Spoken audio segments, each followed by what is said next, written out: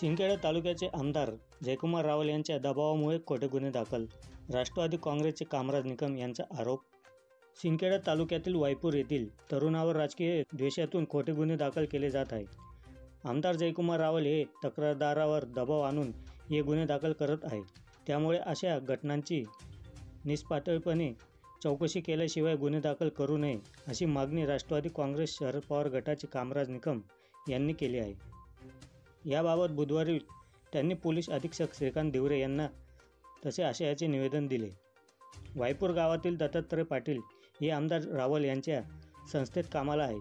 त्यांच्यावर दबाव आणून 3 दिवसापूर्वी गावातील काही जणांवर खोटे गुन्हे दाखल केले आहे. गुन्हे दाखल झालेले राष्ट्रवादीचे कार्यकर्ते आहेत.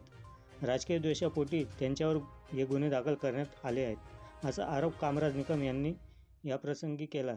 निवेदन देतेवेळी त्यांच्या समेत जितेंद्र मराठे, भरत राजपूत, डॉक्टर नितीन चौधरी यासह आदी उपस्थित होते.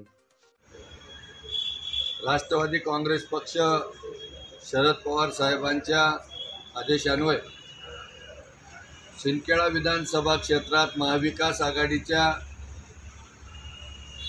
गाव भेटीच्या कार्यक्रमात मी वायपूर गावाला गेलो असता तिथल्या स्थानिक कार्यकर्त्यांनी प्रचंड असा प्रतिसाद दिल्यामुळे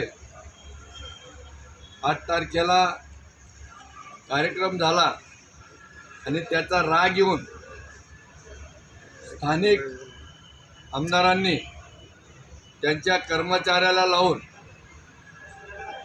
वायपूरच्या तरुणांवर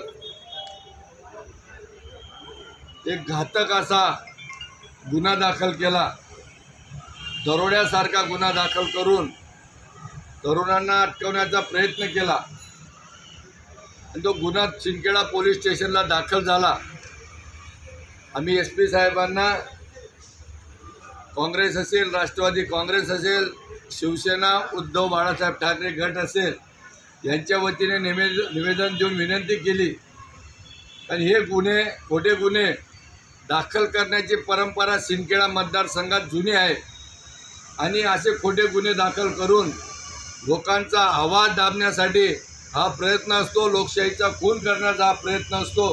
तो लोकशाहीचा खून झाला नाही पाहिजे म्हणून आज आम्ही महाविकास आघाडीच्या तिघी पक्षाच्या वतीने आदरणीय SP साहेबांना निवेदन दिलं आणि SP साहेबांनी कबूल केलं की या गुन्ह्याची चौकशी करून तुम्हाला योग्य न्याय देण्यात येईल.